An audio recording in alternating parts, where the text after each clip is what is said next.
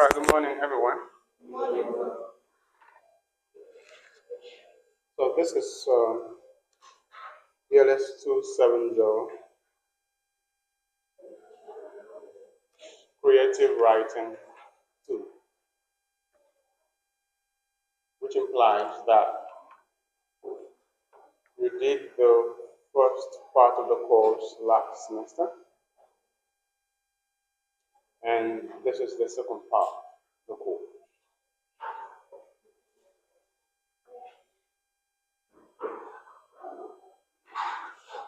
There are 3 lecturers in the course. My humble self, Dr. Neil Wellington and Dr. Justin Newton. The course outline has been released. Each of you should have a copy to know the topics to be taught and the lecturers to teach each topic. Remember that you have to take a CA from each of the 3 lecturers. Not 1, not 2, but 3. Because the CS scores are divided equally among the 3 lecturers.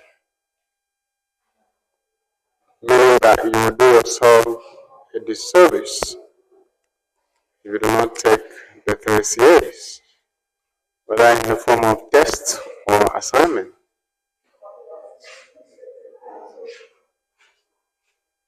That will make it 30 marks for CA. And then you will write an examination, very simple examination, for 70 marks. Meaning that it is not difficult to pass the course.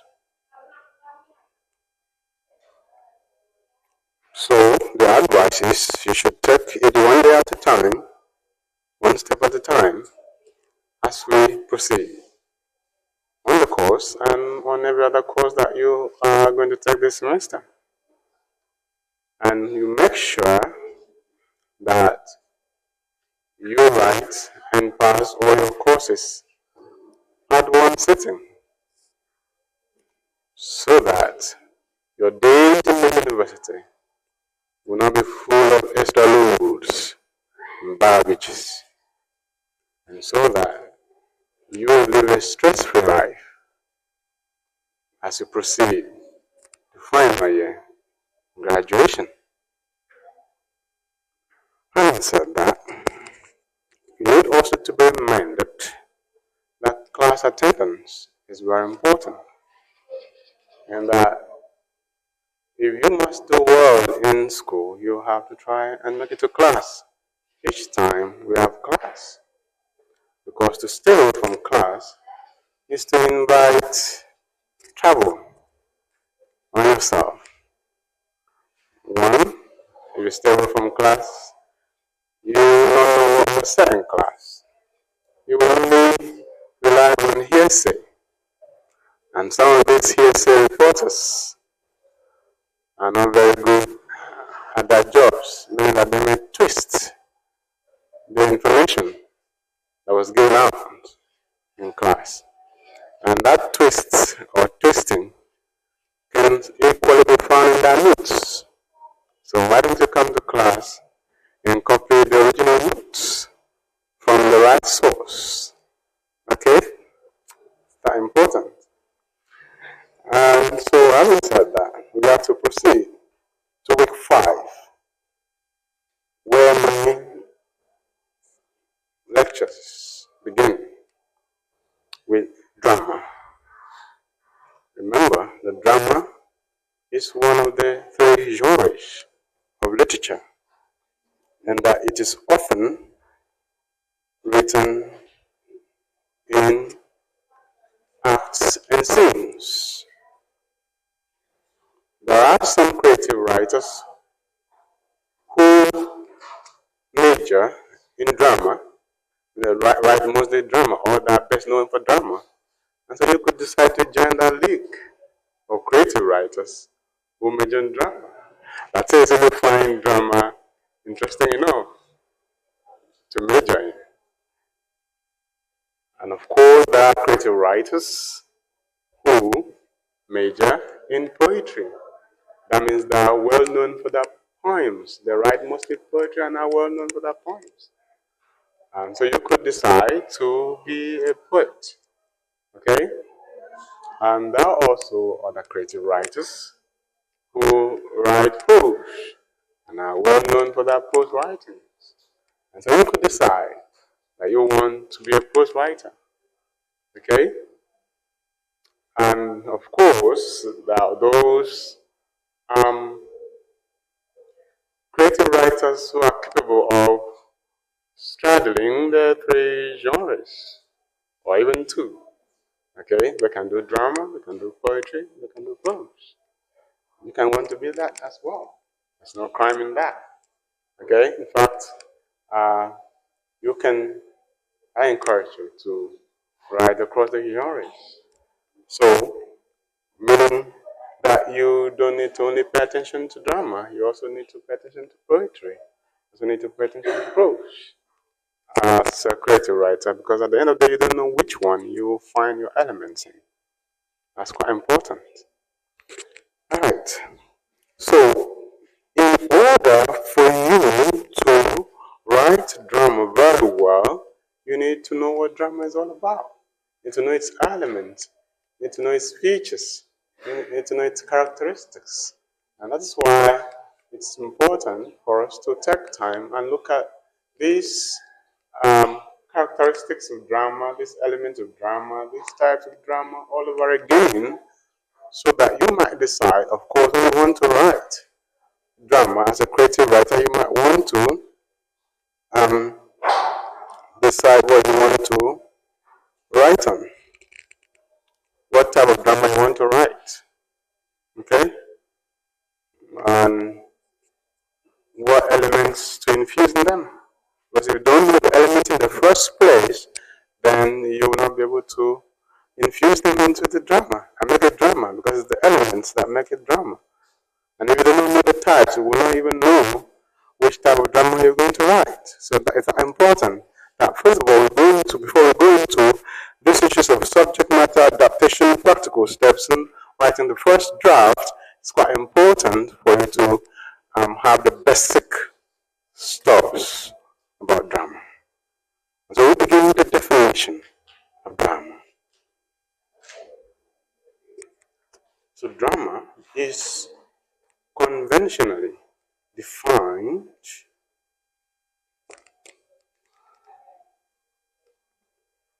as a genre of literature. It's a genre of literature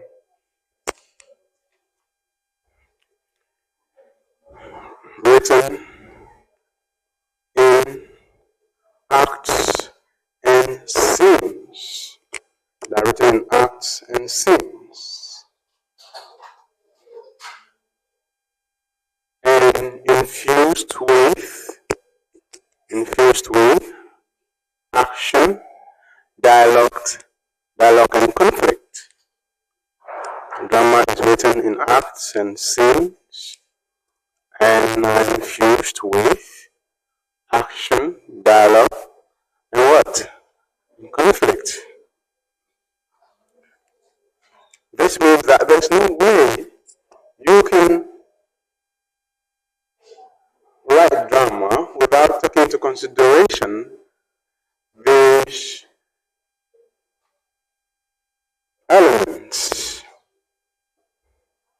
They have to be formally rendered in acts and scenes.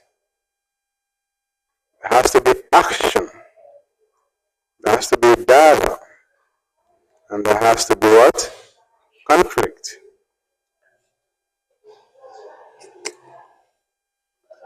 Another thing that we need to note about drama is that it is best realized on the stage. It is meant to be realized on the stage. Drama is meant to be realized on the stage.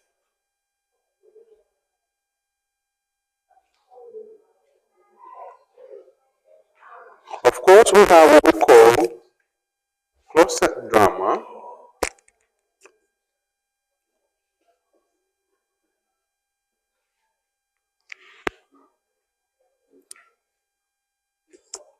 which is not necessarily meant to be staged as one of the aspects of postmodernism in literature. But apart from that, drama is originally, conventionally, traditionally meant to be acted. So, the major test of drama is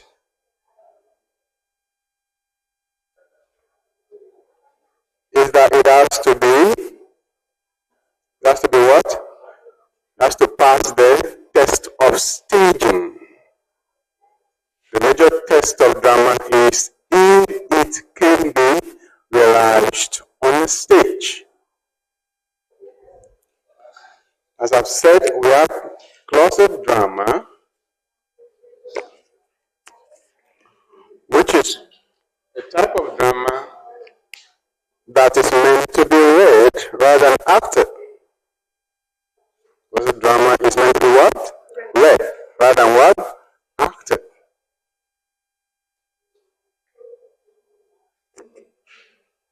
But apart from that, we have, or you must understand the notion that drama is traditionally written to be staged, and that a good drama is said to be a success. Drama is said to be a success when it can be successfully realized on the stage. And it can be successfully realized on the stage.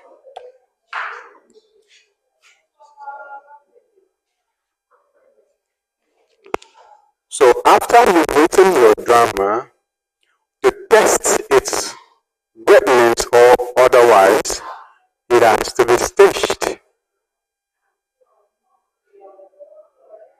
It has to be staged.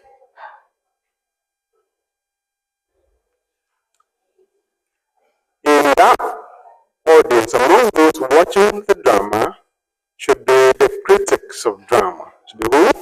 The critics of drama. Who will determine at the end of the day whether the play was a success on the stage or not. Because not every play that succeeds on the book can succeed on the stage. So what does this imply for the creative writer? What does it mean? What does this mean for the creative writer? What is the implication of this for the creative writer? It means that the creative writer has to have it at the back of his own mind as he or she writes the play, drafts the play. They need to make it in such a way that the play can be staged. Given the stage available resources, including human and material. Because what is a play that cannot be acted? If I say, what is a play that cannot be staged? What is a play that cannot be staged?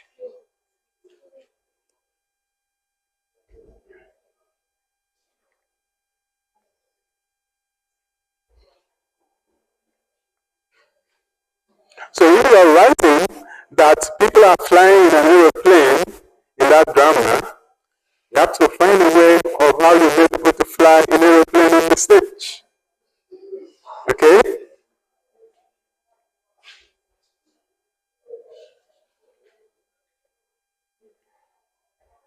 You have to think whether that can be realized on the stage.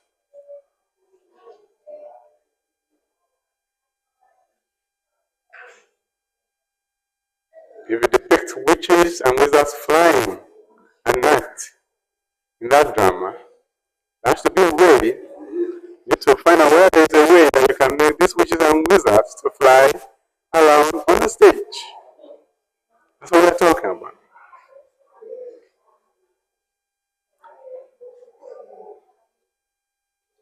If you depict people driving cars in that drama,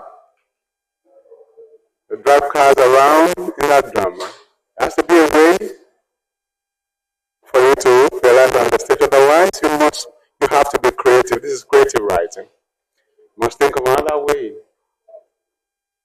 something realizable on the stage. So the success of the drama, the success of the play,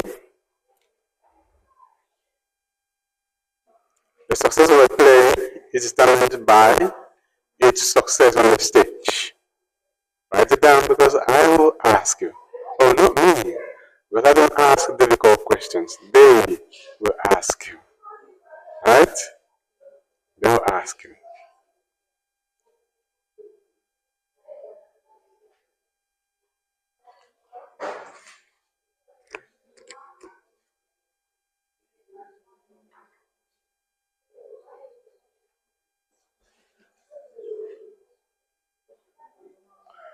Drama is life. Everybody said drama is life. Drama is life. Drama is life. And that is what literature is all about. Drama is the reenactment of the human story at a given time and a given place. Drama implies the reenactment of the human story at a given time and a given space.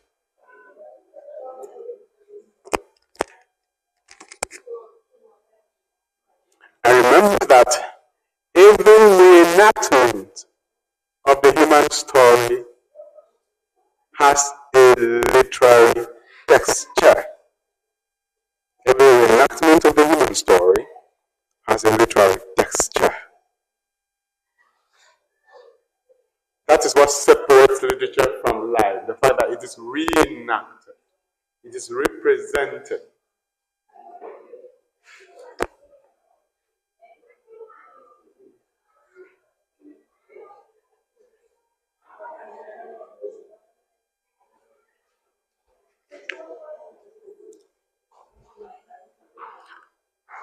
Those two words imply that the events in literature must have occurred in life before, and that this is a reoccurrence, but in a fictional, creative, imaginative mode. Because you see, you cannot do it exactly the way it was done in real life. The characters will not be the same. The situation, the circumstances might not be the same. The time might not be the same.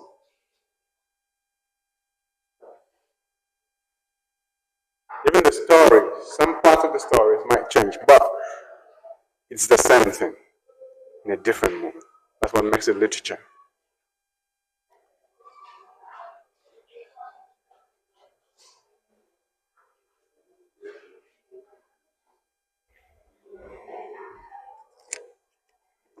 So there's a thin line that separates drama from life. Life is real, drama is imagination. That's the line.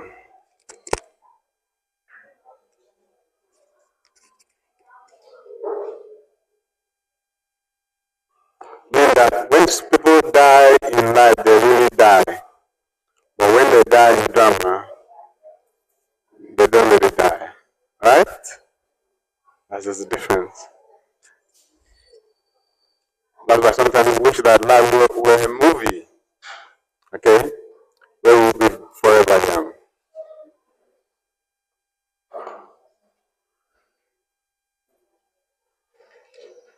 But where that and say it was a joke, it's a play. Because after a while, the person is not there anymore. How beautiful we are being like we're a drama. Where you get angry, but the anger is not really anger.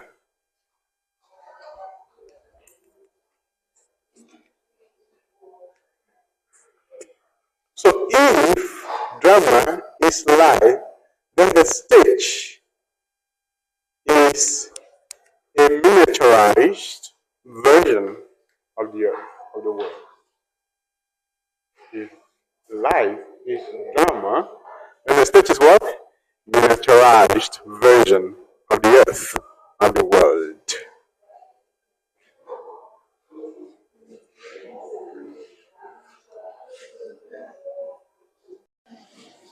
So all we're saying is that if drama is life, then the stage is a miniaturized version of the earth.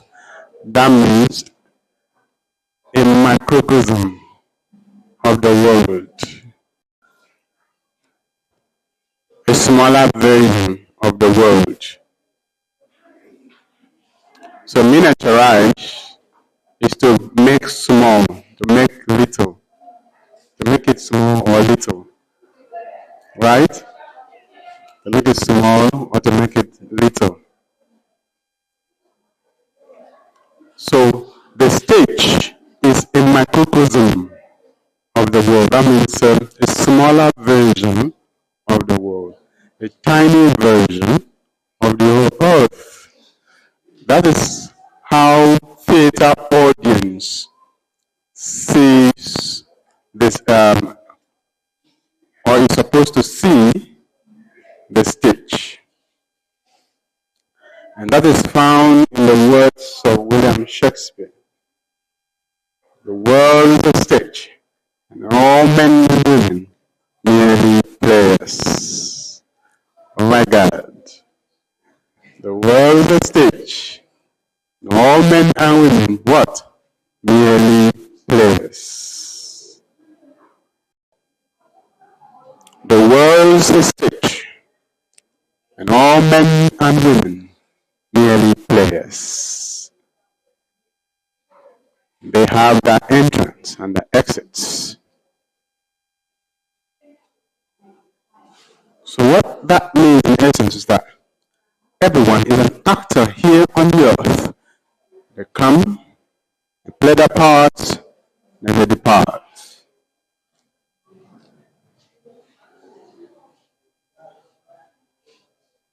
So the drama is the closest thing to life in literature. Conceptually, drama is the closest thing to life in literature. They come at birth, they play their parts. That means all the actions in the earth are summed up as playing parts. Some are teachers, some are students, some are lawyers, some are administrators, some are good people, some are bad people. At the end, they depart. How do they depart? What does that mean? They die.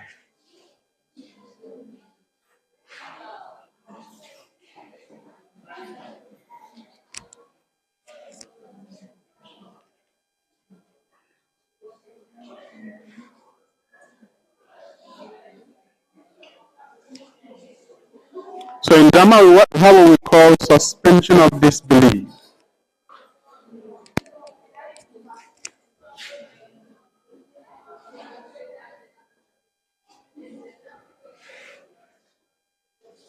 Suspension of disbelief.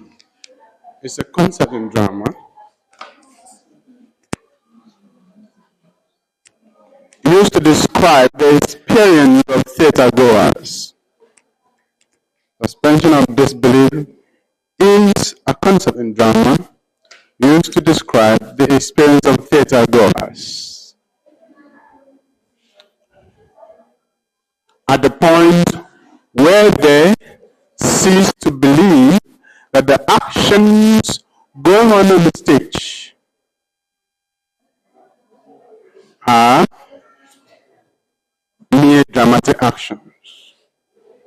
At the point where theater goers cease to believe that the actions going on stage are mere dramatic acts and begin to take it as serious real life actions.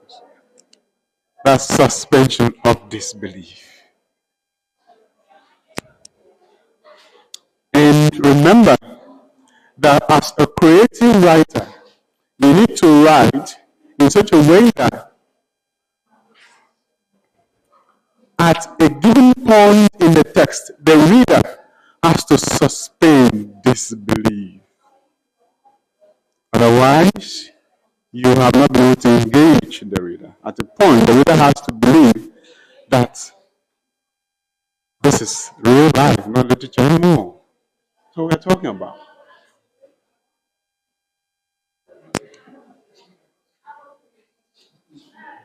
I have to believe that this is real. This is really real. That's suspension of disbelief.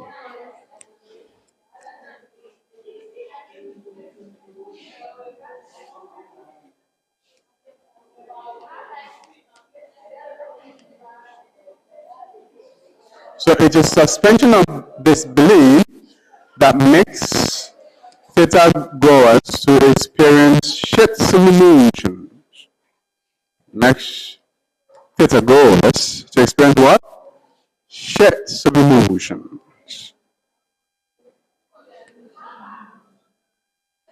Depending on the nature of the play.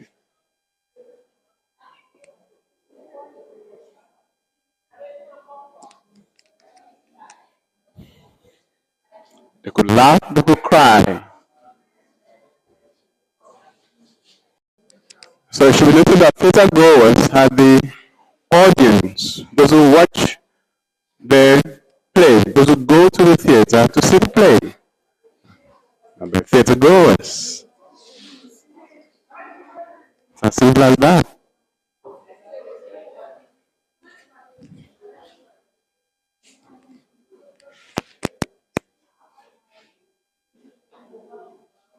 Let's look at types of drama.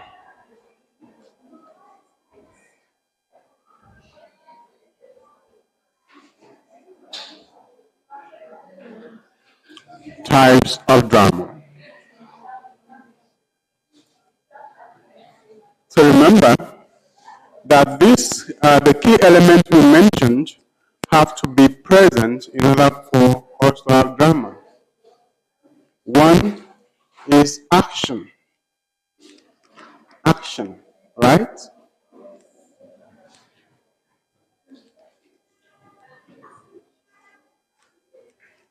Action entails the totality of the events in drama,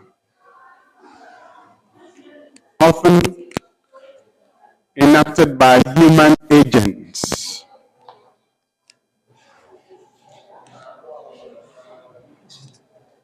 The totality of the events in drama entails action, often brought about by human agents.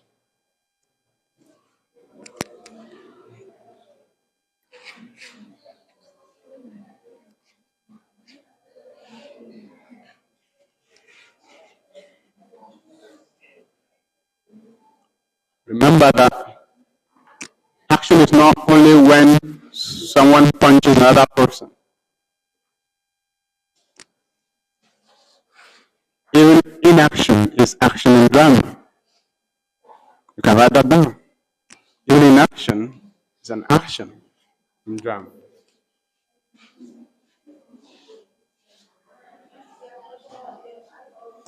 Not doing something is doing something in drama. So you need to understand.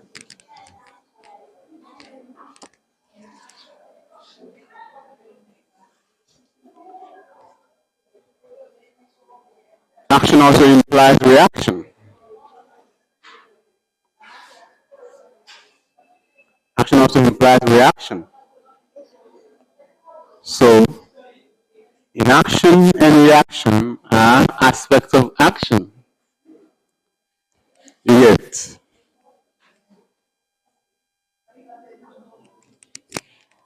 Inaction and reaction are aspects of action in drama.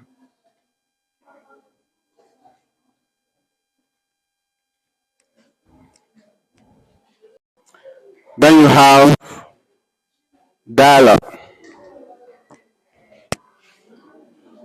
Drama is mainly written in dialogue.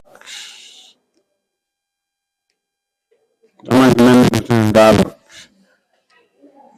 And it implies communication between and among characters. Communication between and among characters.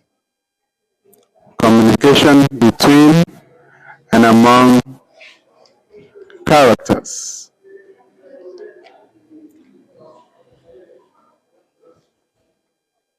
The exchange of words between and among characters.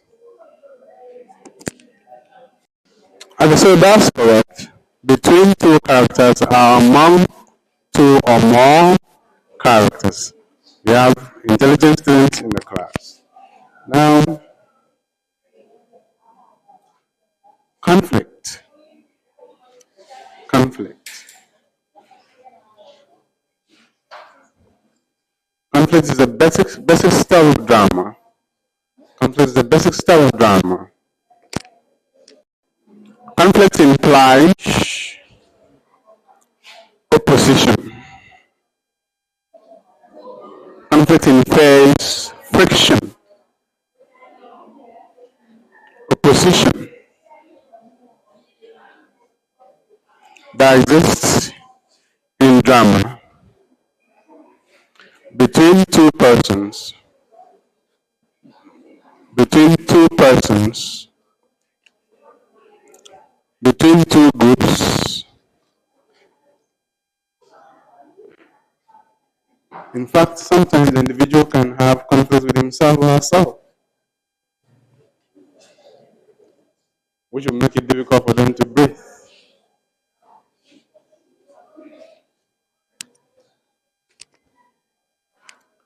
So that's why you have internal conflict. You have internal conflict.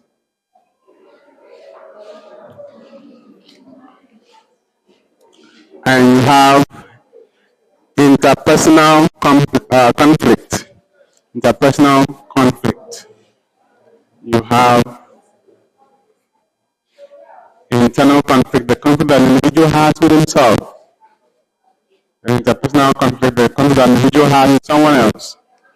Maybe there's someone who does not want you to progress, right? The person does not want you to go far in life. You understand? And the person is planning to hurt you. So you have conflict with the person. Or maybe you are struggling over land. Okay?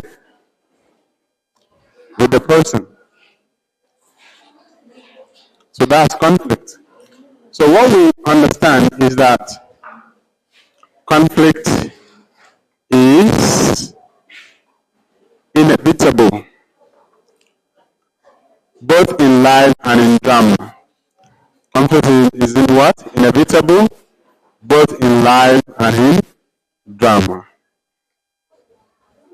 Please write that down. Conflict is inevitable, both in life and in drama.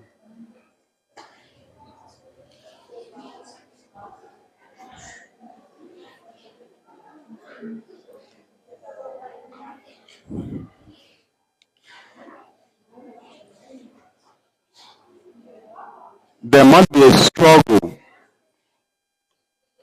in drama. There must be a struggle in drama. A struggle between two opposing forces in drama. That is conflict. There must be struggle. Even an individual who has struggles with himself. Life is not free of struggles. Whether the person is poor or rich, there are struggles. could be mental struggles, could be social, could be economic, could be educational. So conflict is a necessary aspect of drama, and no one is free from conflict. And that is why Judge Bernard Shaw said that without conflict there's no drama. So let us pause there for today. Let me see you some other time.